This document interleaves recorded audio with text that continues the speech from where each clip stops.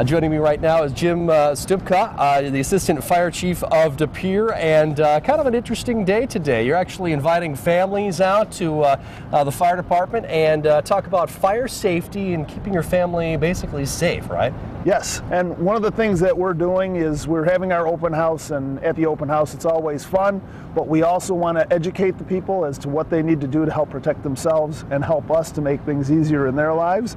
So Let's educate me. We're talking about, I'm assuming this is going to be a grease fire. This is a grease fire on top of a stove. All right. And as you can see, we've got our pan all set up with something that's going to be a lot more resilient than bacon. It's got a few extra BTUs in it. Okay. Some gasoline, and what we would do is we would just... I'm standing back. we would just ignite that. All right. So that it's burning. Now, how would you put that out?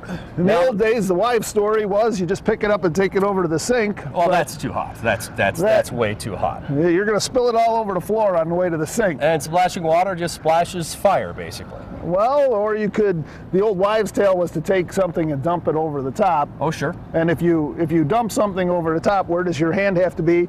Right over the top. Right over the hot spot. And of course, water, as you said, water doesn't do a whole lot. Doesn't do a whole lot. If you throw water at it, it sprays it all over the stove. So what we want people to do is just take a lid. Yep. Or a larger pot, slide it over the top, and it goes out all on its own. How about that?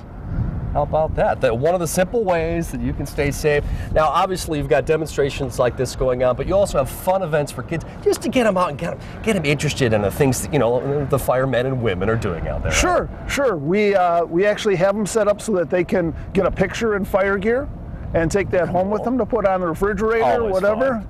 We have them using a live fire hose. Very limited pressure, but a live fire hose. We have a little house that's got some pretend fires in it, and they can put that out with a live fire hose. We have all of our equipment lined up out there. The union donated candy to the children so that we can give them some prizes and all kinds of things. Excellent. Great, thanks. Also, you just want to give a reminder to folks. We're getting, to the fall and into the winter. That means people are going to be having fires in their fireplaces. They need to pay a little bit more attention to fire in the home. So I noticed that you have a lot of smoke detectors right here.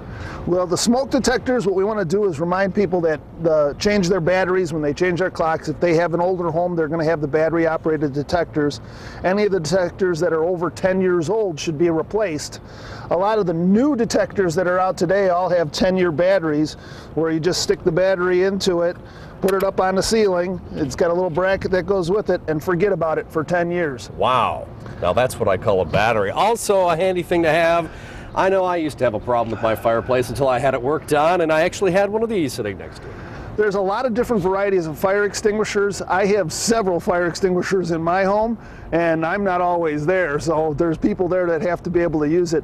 The little ones are fine for a small kitchen fire like we just had on top of the stove, but they're not going to do a heck of a lot for anything else, so we'd recommend a different style. We always recommend going with the ABC dry chemical, which will handle any of the different varieties of fires that you could have. Absolutely. Really quickly, when and where today for the big event? From 10 to 1 at De Pere Fire Station number 1, which is on the east side of De Pere. It's all one city, but it's on the east side of De Pere. We all got everybody over there. So that we do. All right, more information at fox11online.com. We will be right back. Thank you so much for joining us. You're quite welcome. Keeping us safe there, too. Trying. Absolutely.